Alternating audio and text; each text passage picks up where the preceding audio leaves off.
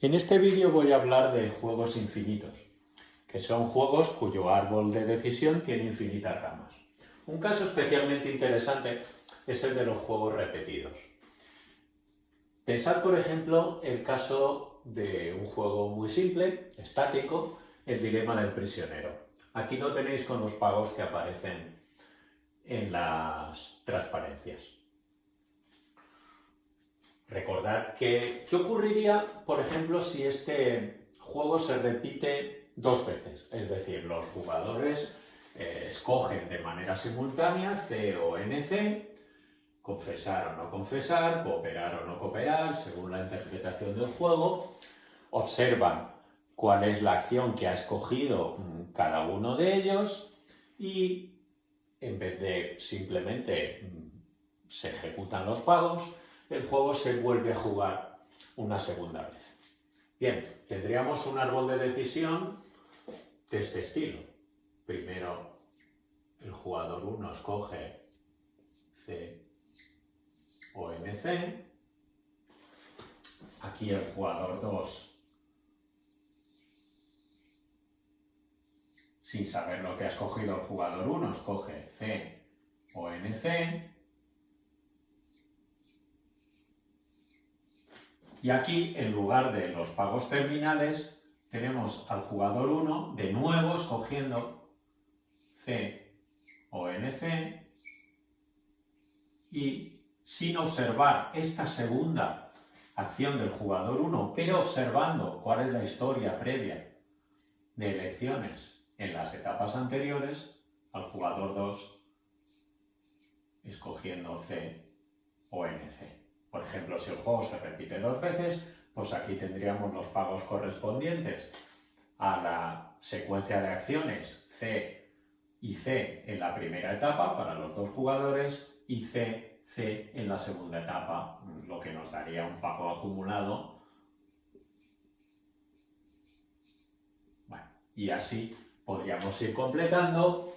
Tendríamos en este caso 16 nudos terminales. Bien, es fácil ver que si este juego se repite un número finito de veces, por inducción hacia atrás, el único equilibrio perfecto en sus juegos, del juego repetido, es aquel en el que en cada una de las etapas se juega el único equilibrio de Nash del juego. ¿De acuerdo? Esto es válido solo si el juego de una etapa G tiene un único equilibrio de Nash, entonces el juego repetido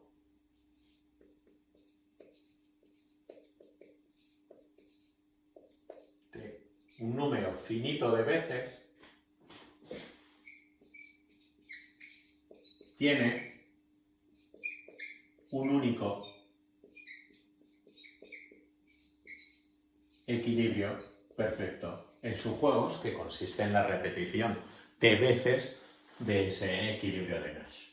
¿De acuerdo? Esto no es cierto, y esta es la parte interesante, si el juego de una etapa tiene más de un equilibrio, o bien si el juego se repite un número infinito de veces. Bueno, ¿por qué? Bien, porque en este caso podemos utilizar estrategias mucho más complejas.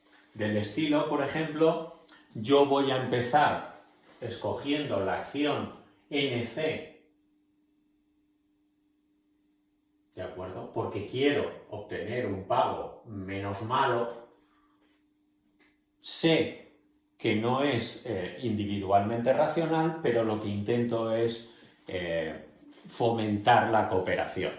Yo escojo NC con la buena voluntad, esperando que tú también escojas NC. Si tú no escoges NC en esta primera etapa, entonces yo voy a adoptar una estrategia estilo ojo por ojo. Es decir, en la segunda etapa me voy a portar mal o me voy a portar egoístamente. ¿De acuerdo? Esto es sostenible si el juego se repite un número infinito de veces, ¿de acuerdo? Pero no si el juego se repite un número finito, porque si se repite un número finito, siempre podéis pensar que llegado en la última etapa, esa voluntad de fomentar la cooperación no tiene sentido. Llegado a la última etapa, el juego es simplemente este. Entonces, si en la última etapa este es el único equilibrio de NAS, entonces en la antepenúltima etapa los jugadores pueden pensar, bueno, mañana en la última etapa mi rival va a escoger NC porque es estrategia dominante, por tanto, ¿para qué me voy a portar bien hoy si mañana en la última etapa él va seguro a escoger NC? Por tanto, no me interesa fomentar un buen comportamiento porque sé que mañana, como es el último día, se va y ya no tiene nada a ganar por cooperar, pues se va a portar mal. Y por tanto, tirando hacia atrás, si en la última etapa los dos van a escoger el único equilibrio de NAS, en la penúltima etapa también, y así tirando hacia atrás por inducción, hacia atrás llegaríamos a que en la primera etapa los dos escogen C. ¿De acuerdo? Si tenemos un número infinito de etapas, entonces sí que podemos fomentar la cooperación. Podemos decir, si tú te portas mal hoy y no colaboras en las tareas de la casa, pues yo mañana voy a hacer lo mismo. Entonces tú tienes que valorar si te conviene más portarte mal hoy y sacar un pago más alto, ¿de acuerdo? Con la perspectiva de que en un futuro siempre vas a obtener pagos peores, ¿de acuerdo? Esta es un poquito la idea. Esto lo retomaremos en el tema siguiente cuando hablemos de juegos de empresa, porque muchas veces en situaciones de duopolio las empresas no juegan una sola vez, sino que pueden adoptar tácticas del estilo: yo voy a escoger una estrategia de precios o una estrategia de cantidades hoy, y con la idea de que tú te portes bien, pero si mañana no te portas bien, pues yo tampoco me voy a portar bien. ¿De acuerdo? Bien.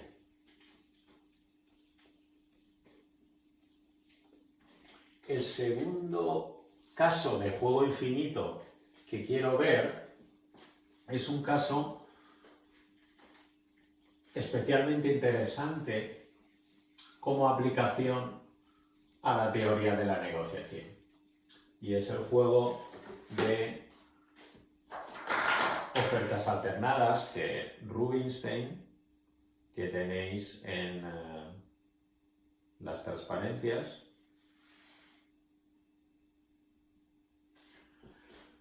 El modelo de negociación secuencial de Stahl Rubinstein.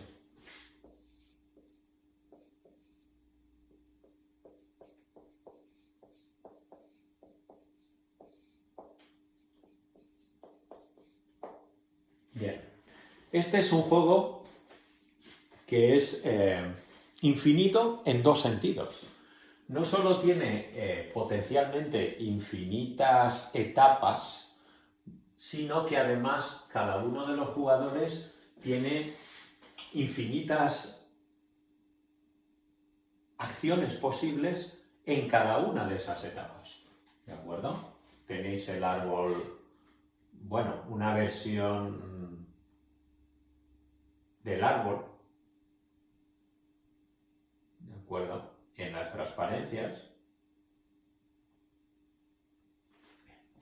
¿En qué consiste el juego de negociación de Stahl Rubinstein? Bien, tenemos a un jugador.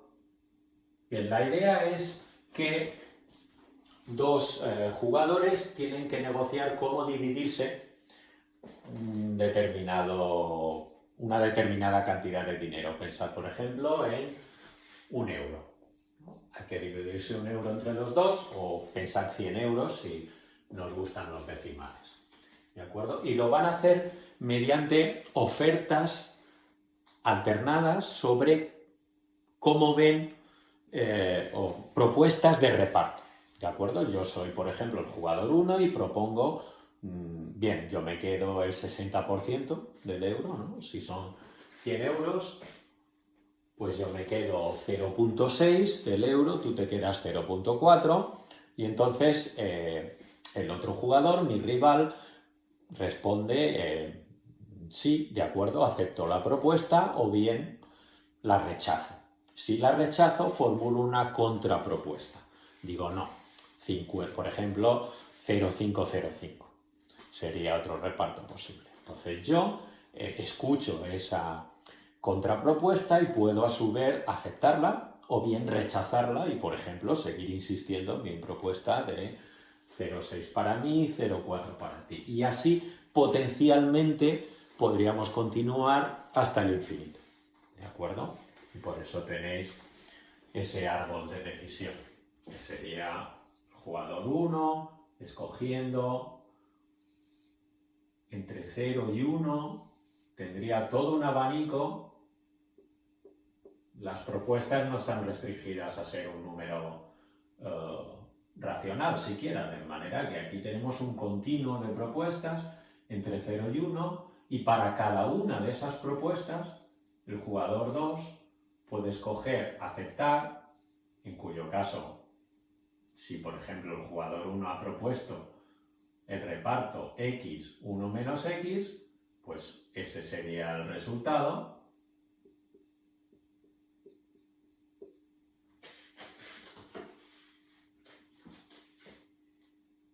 Y si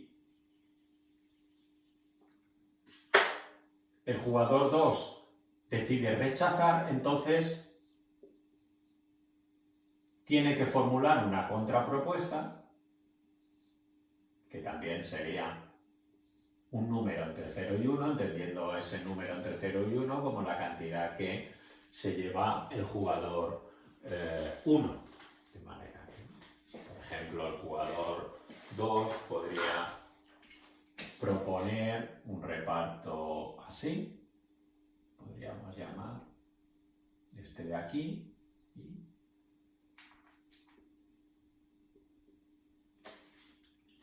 y entonces aquí el jugador 1 tendría que decidir aceptar ese reparto, en cuyo caso se llegaría al resultado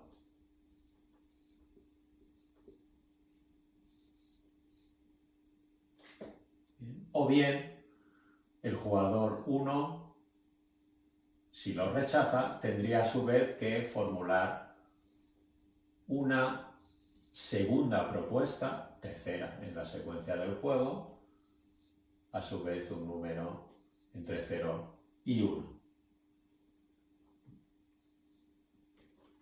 Este sería este de aquí que hemos indicado, si este sería x1, este sería y sería x2, y aquí una tercera propuesta, x3. ¿De acuerdo? Bien.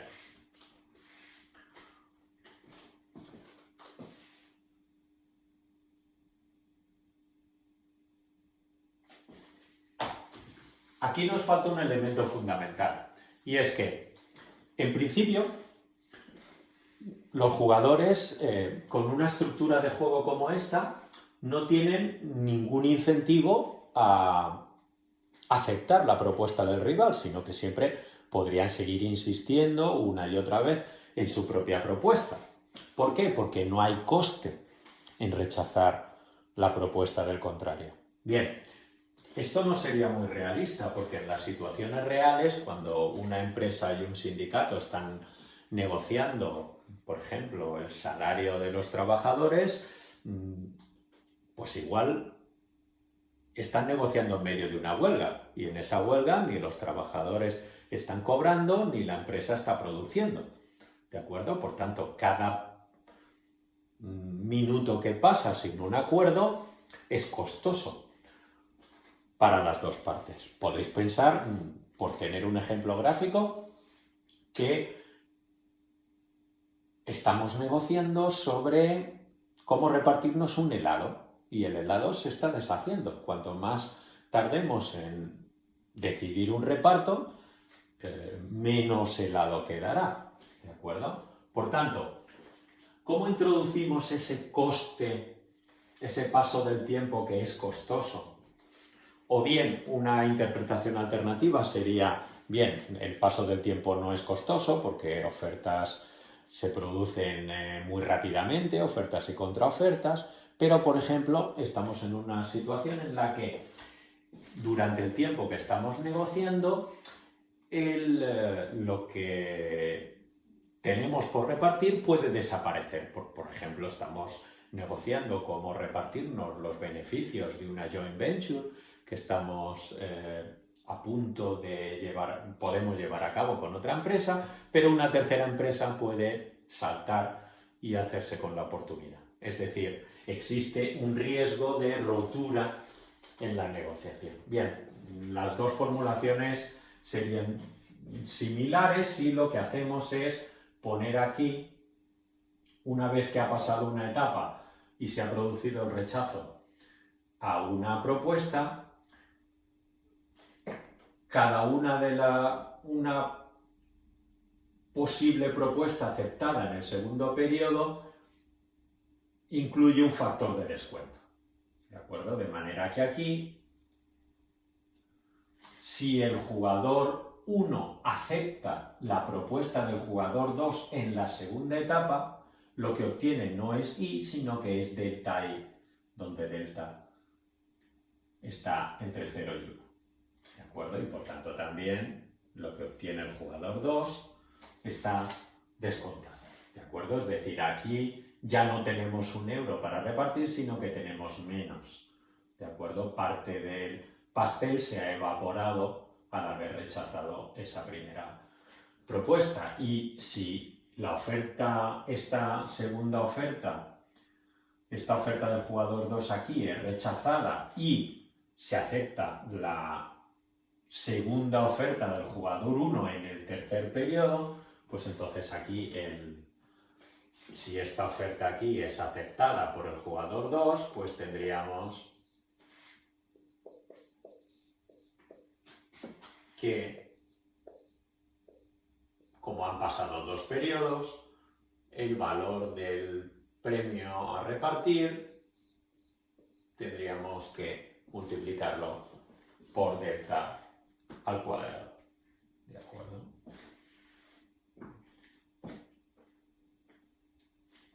Bueno,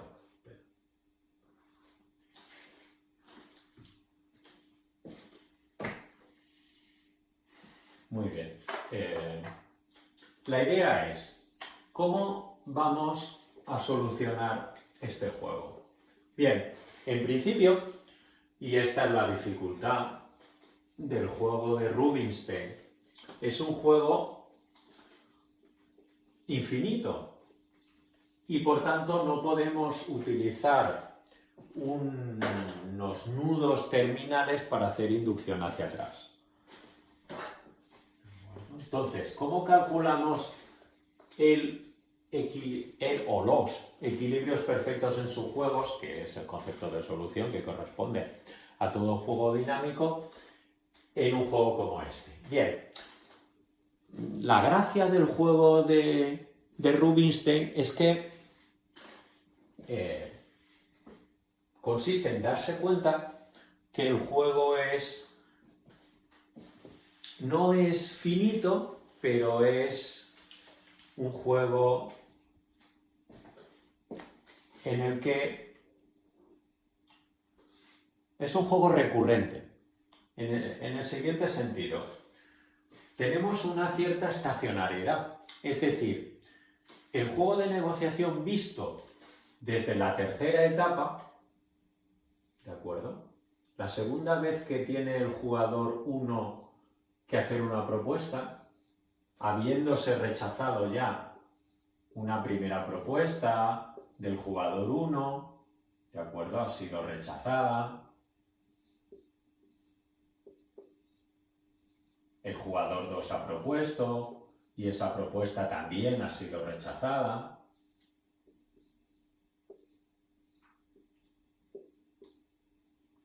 Bien, de aquí en adelante, ¿de acuerdo? En este periodo en el que el jugador 1 vuelve a proponer, por ejemplo, si a este le llamamos periodo 1, aquí periodo 2, y aquí periodo 3. Jugador 1 propondría los periodos impares, el jugador 2 propondrían los periodos pares. El juego visto desde el periodo 3 en adelante es exactamente igual que el juego inicial. ¿Por qué? Porque a partir de aquí tenemos infinitas etapas en las que en los periodos impares el jugador 1 propone y en los periodos pares el jugador 2 propone, que es exactamente lo que tenemos en la situación inicial. ¿De acuerdo? Por tanto, pensemos que somos capaces de alguna manera de calcular cuál será la propuesta que será aceptada a partir de este periodo. Quizá no en el 3, quizá en el 5, quizá en el 7, no lo sabemos, pero imaginaos que lo que se lleva a este jugador 1, no sé, llamémosle, por ponerle un nombre, Albert, lo que se lleve a Albert será, y lo que se lleve el jugador 2, llamémosle Berta,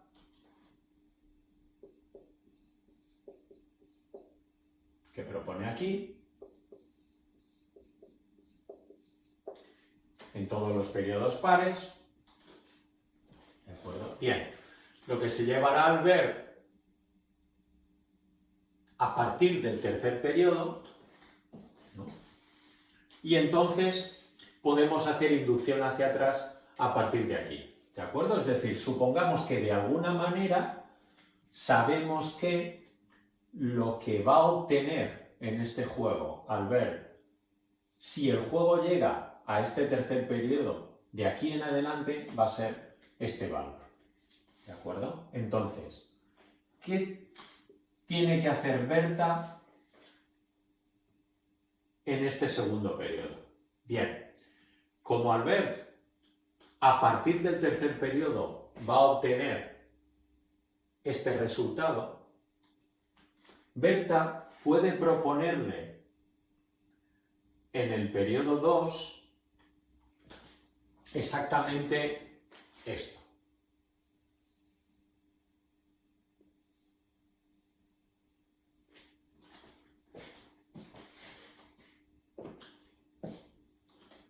O un epsilon más que esto.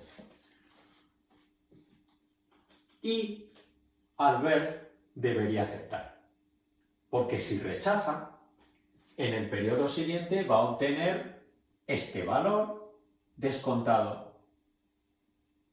¿De acuerdo? Por tanto, si en el periodo anterior Berta le ofrece, imaginaos que aquí Albert propone este valor y aquí Berta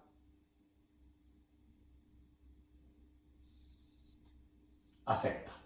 Y por tanto el juego acaba aquí, Albert obtiene este valor y Berta obtiene este valor. Muy bien. Entonces, en el periodo anterior, Berta puede proponer a Albert exactamente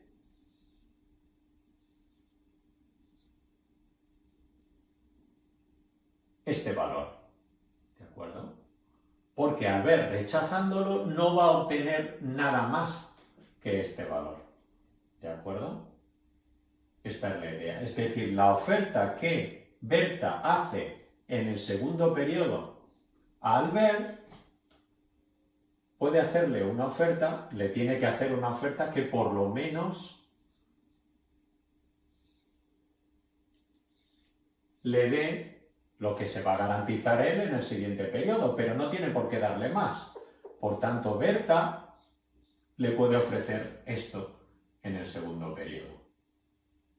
¿De acuerdo? Y ella, por tanto, se garantizará X2, es decir, 1 menos delta VA. ¿De acuerdo? Bien. Pero entonces podemos aplicar exactamente esta misma filosofía en el primer periodo. ¿Cuál debería ser la oferta que hiciera Albert en el primer periodo para garantizarse que Berta aceptará. Bien, como Berta, sabiendo que Albert en el tercer periodo va a obtener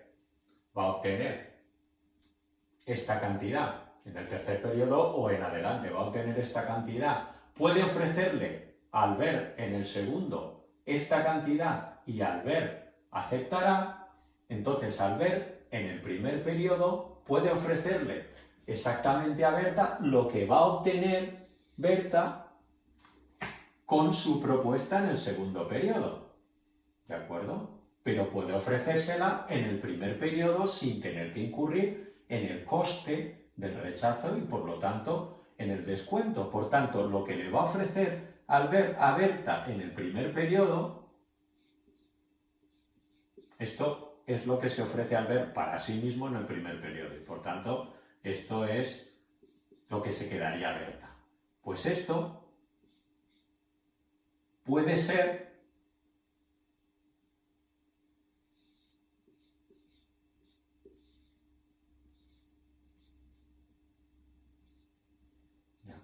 el valor descontado de lo que va a obtener Berta en el segundo periodo.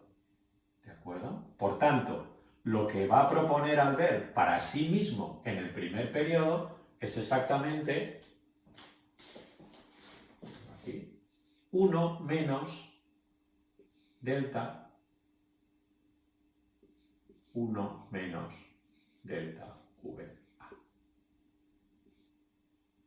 ¿De acuerdo? O bien,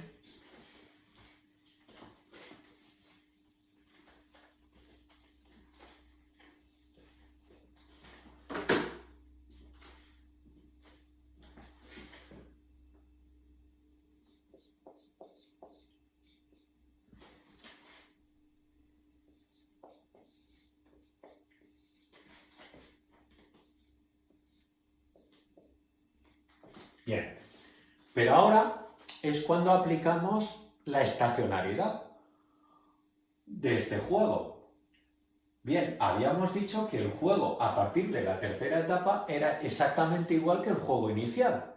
Un juego en el que en los periodos impares el jugador 1, Albert, propone y en los periodos pares Berta propone y así de manera potencialmente infinita. Por tanto, en equilibrio, la propuesta que haga Albert en el primer periodo para sí mismo tiene que coincidir exactamente con lo que Albert puede obtener a partir del tercer periodo.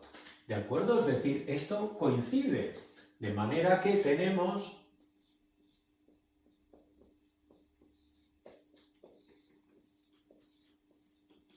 esta ecuación. Y resolviéndola,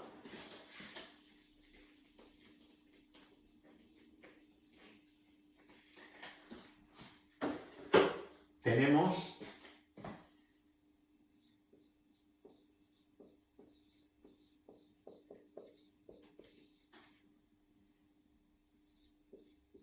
esto, 1 menos delta al cuadrado es 1 más delta por 1 menos delta.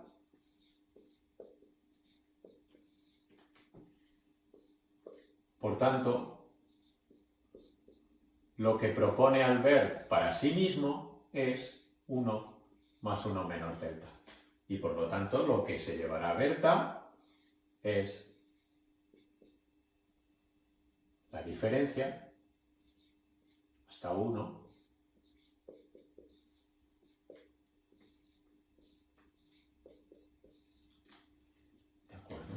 Es decir, que el reparto de ese euro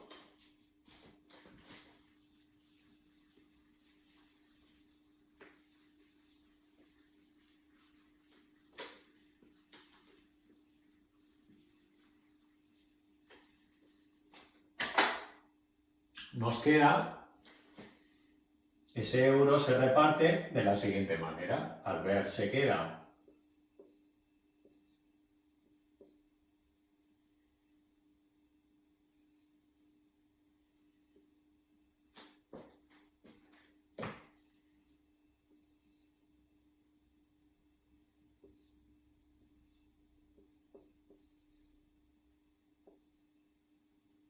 Muy bien. De acuerdo. Bien.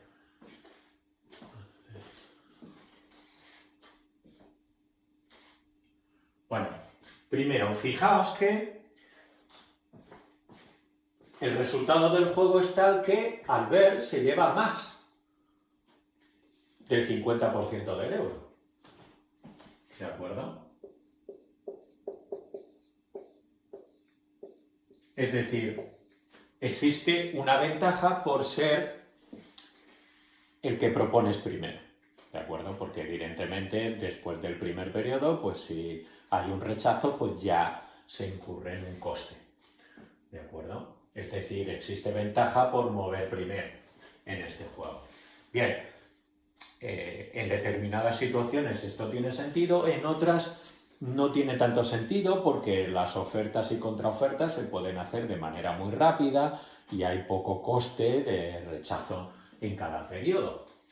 Bien, esto lo podemos ver, por ejemplo, si pensamos qué ocurre cuando el factor de descuento se acerca a 1, que quiere decir que el coste de cada uno de los rechazos es pequeño, entonces este reparto se acerca a el reparto simétrico, un medio, un medio.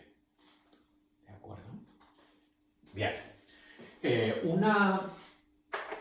Un resultado de estática comparativa interesante también para concluir es qué ocurre si la impaciencia de los jugadores, medida por este factor de descuento, es diferente para los dos.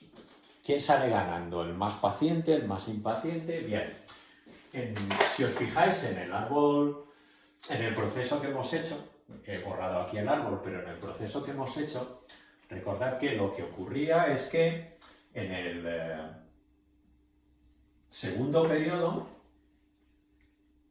lo que hemos hecho es que Berta lo que hacía era, le ofrecía, si al ver a partir del tercer periodo se podía garantizar este valor, lo que hacía Berta era ofrecerle el valor descontado. Si, por ejemplo, le llamamos delta A al factor de descuento específico de Albert, entonces le ofrecía este valor. ¿De acuerdo? Y por tanto Berta se quedaba con... Esto era lo que ofrecía Berta, ¿de acuerdo? Y entonces lo que ofrecía... Esto era lo que se quedaba ella.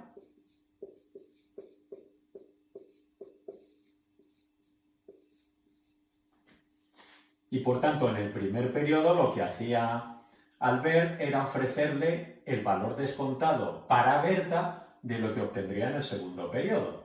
Por tanto, lo que tendríamos que hacer aquí es ¿de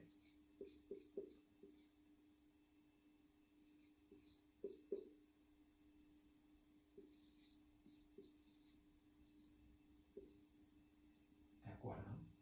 Por tanto, al final, el resultado es similar. Lo que tendríamos es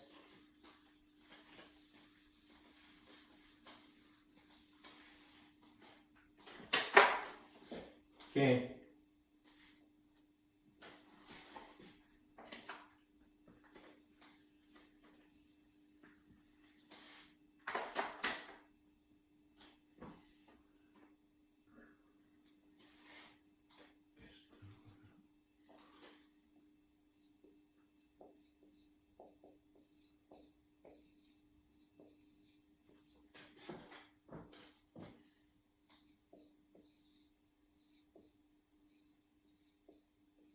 bueno, y aplicando exactamente el mismo principio, esto sería VA y por tanto la ecuación que tenemos es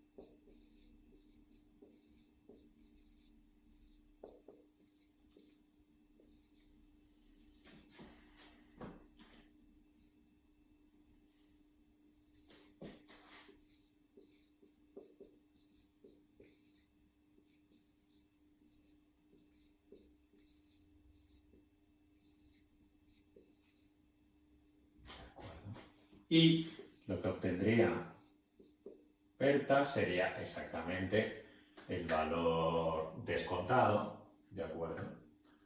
De este valor de aquí, ¿de acuerdo? Bien.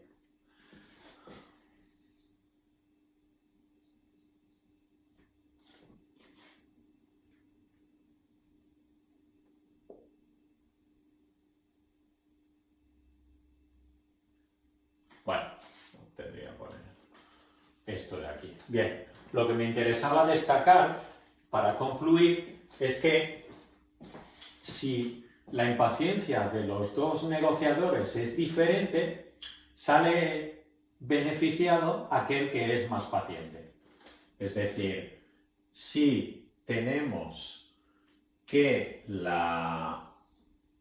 por ejemplo, fijaos en esta situación, cuanto más paciente es Berta, peor para Albert. ¿De acuerdo? Este valor se acerca más a 1 y esto se hace más pequeño. ¿De acuerdo? Y cuanto más paciente es Albert, para un mismo valor de la paciencia de Berta, pues mejor para Albert. Más cerca es esto de 1 y por lo tanto más pequeño es el denominador y mayor es este resultado.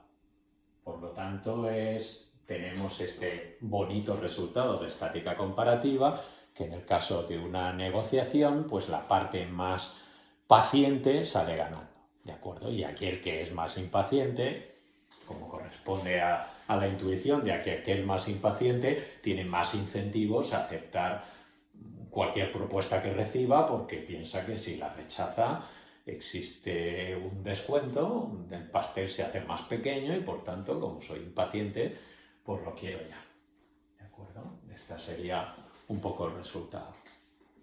Muy bien, pues muchas gracias.